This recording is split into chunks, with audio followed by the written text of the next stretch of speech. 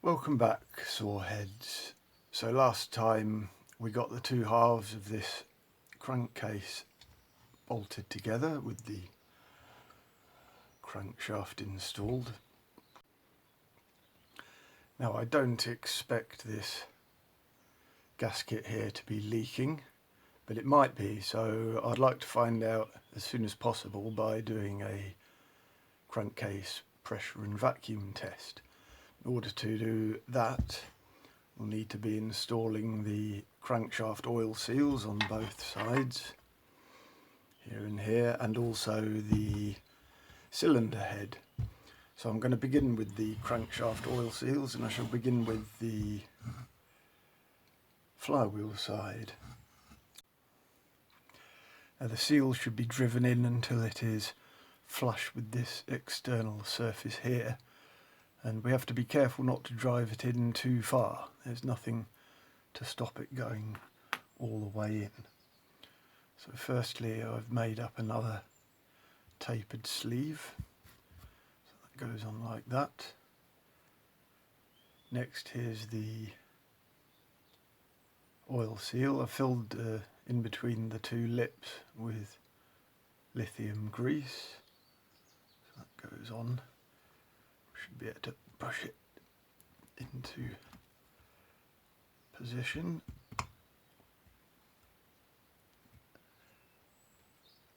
Like so. Next, a washer. Being oversized, this will prevent us from driving it in too deep. And then a deep socket. And now, as the theory goes, we can just smack it gently into place.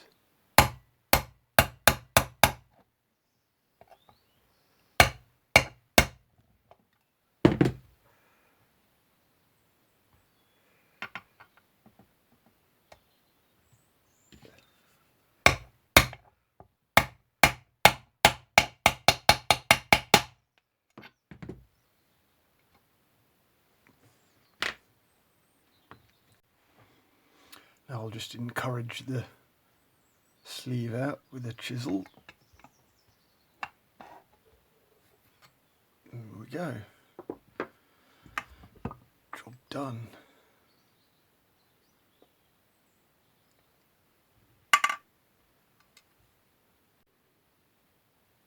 Now it's time to fit the oil pump with its oil seal.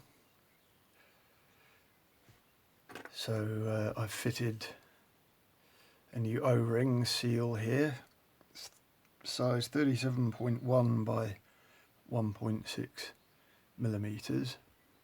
Fitted this little sealing piece here for the inlet and outlet on the oil pump, and again I've greased up the lips of the oil seal. So the tapered sleeve is in place. So we can just drop this in.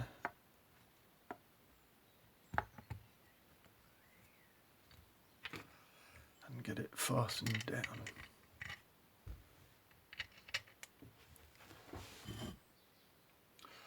Right, that's the oil pump and seal installed. So next we turn our attention to the cylinder. Here it is. So I've pre-installed the spark plug, a blanking plate with a rubber seal on the exhaust side, and another one on the inlet, also with a tube to supply pressure or vacuum as appropriate. I'm just going to plonk it straight on without fitting the piston. So I just made up a quick foam gasket just to seal it temporarily.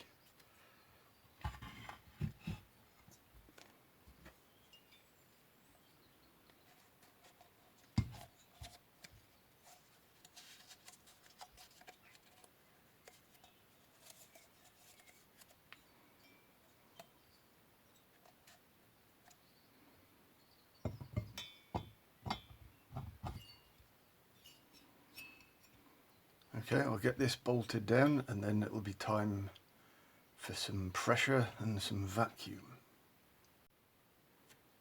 Okay, the cylinder's bolted down, pressure gauge is connected, so I'm going to give it 7 psi.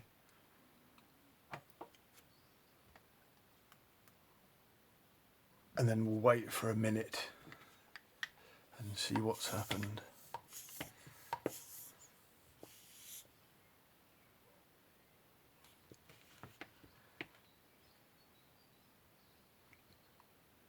Okay, be back in a minute.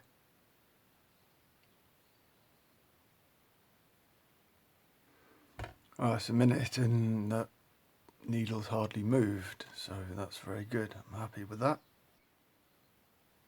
In general, if it holds a pressure, then it will hold a vacuum. The reason you do a vacuum test is because sometimes the crankshaft oil seals can hold a pressure, but then they fail under vacuum. I'm not expecting a problem, but it's only a couple of seconds to do this.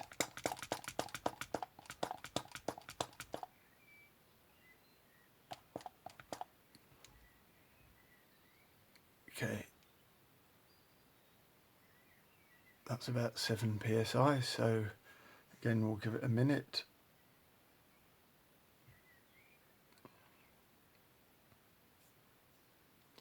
Again, that's holding very well. Now I'll have to do these tests again once I've installed the cylinder properly. But for now I'm very satisfied that the crankcase at least is tight. Onto the piston assembly now. So here we have the gudgeon pin and the small end bearing. These look nice. Can't see any problems or any excessive wear with those. It's just the clip to hold the gudgeon pin in. The other clip is already installed. Now this piston, unfortunately, there's some scoring on it on opposite sides like this, and this is what's known as 4-corner scoring. It's only actually got 2 corners opposite, but I understand that this is indicative of overheating due to overloading the saw. It's a bit of a shame. I've cleaned the piston up just with some wet or dry emery paper, so there aren't any high spots. It looks a mess. Similarly on the cylinder, got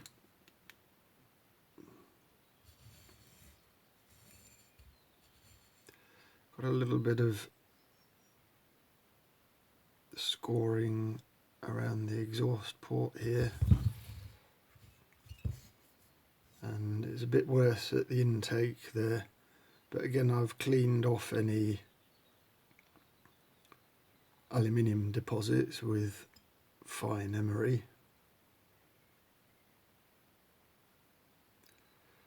And well, this certainly won't stop the saw from running.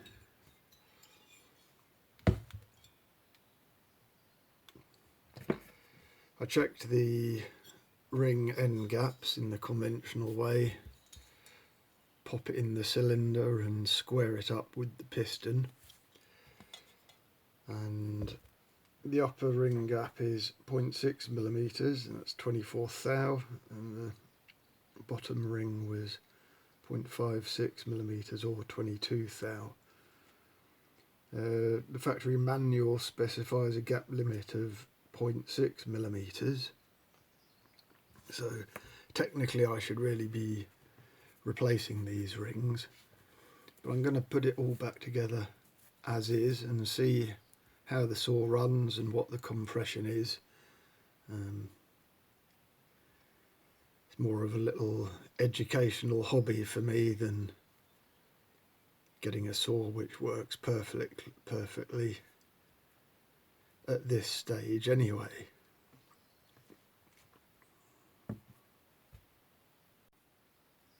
So I'll start by fitting the rings.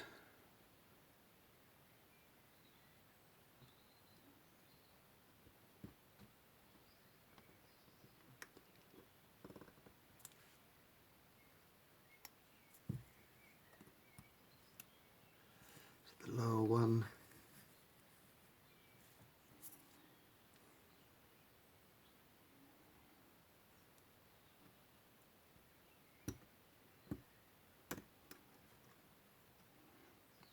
Top one.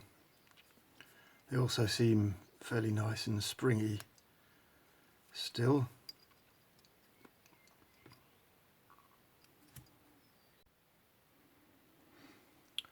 Next I'll fit the little end bearing. Now the gudgeon pin.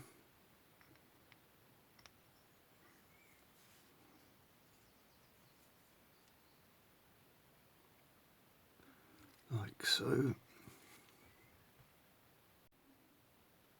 Now to fit the piston with the arrow on the top facing towards the exhaust side.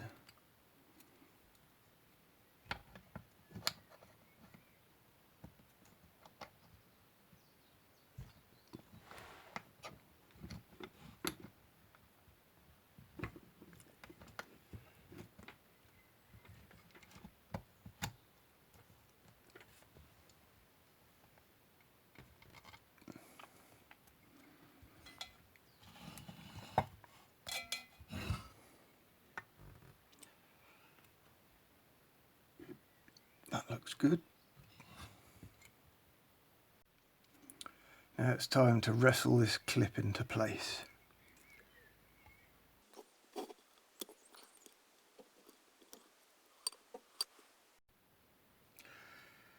Well, I've got both clips in. They go in easier without a camera poking its lens into the business. Next we can draw our attention to the intake block here. I'm quite lucky with this. Again, it's in one piece.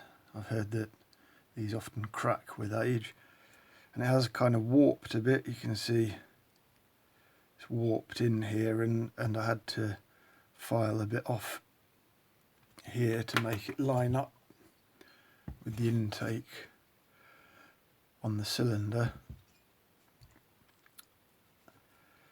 And it's definitely not as flexible as it once was. All the plasticizer has migrated out of it over the years, but it's still serviceable. However, it has to be fitted to the cylinder before we fit the cylinder,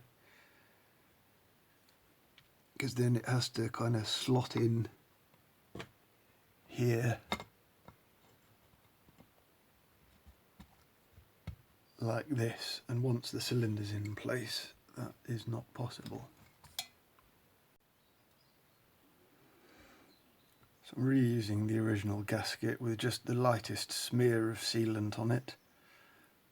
I want to check that after it's fitted that the impulse hole here doesn't get blocked, but that's accessible like this, so it can be cleaned out if necessary.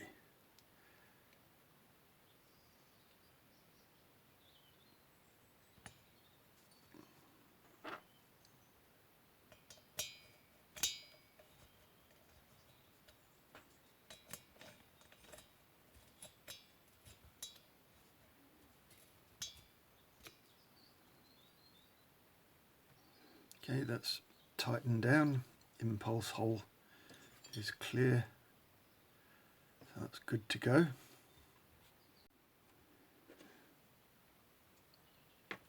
Now, to fit the cylinder, firstly got this piece of plastic to support the piston.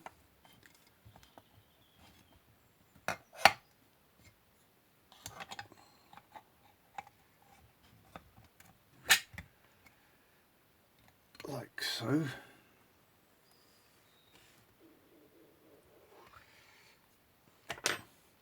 I'm just going to dribble a bit of two-stroke oil just around the rings. Don't need to go overboard.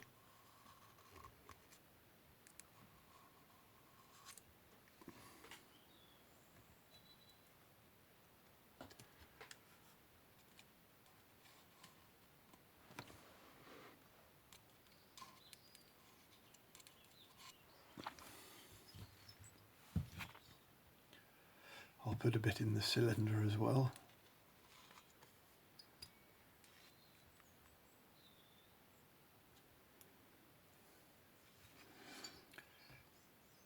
Okay, so I've reused the base gasket again. It was in excellent condition. Again, I've just given it the lightest smear of sealant. So now I've just got a little piston ring compressor. It's just some old clamp thing made of steel, but I've used some of that strong greenhouse tape, just wrapped it round so it doesn't damage the piston or the rings. So that just goes on.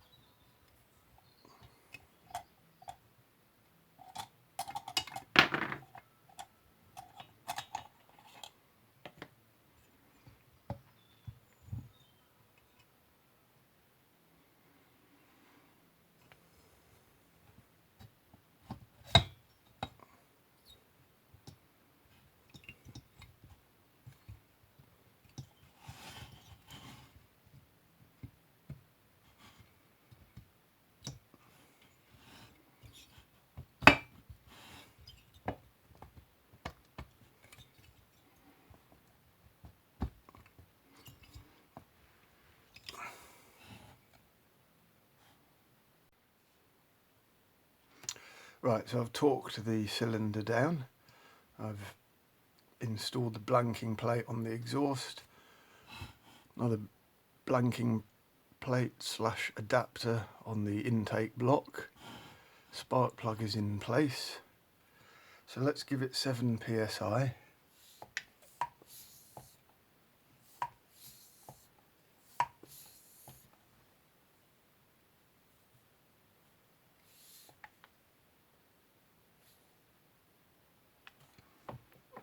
And start the timer.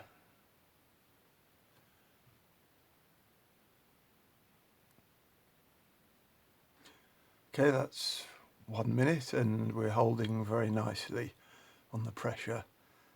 I don't need to do another vacuum test because that's just for the crankshaft oil seals. So that's very good, very nice. Well, I'm feeling just slightly smug at the moment with the way this is going. It's gone together nicely. But of course, I shall not dwell on this small success too long. After all, pride comes before a fall. Just pop the clutch on there just to give it a spin.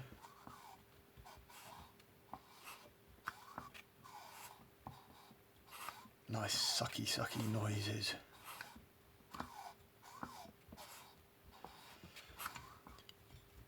But the compression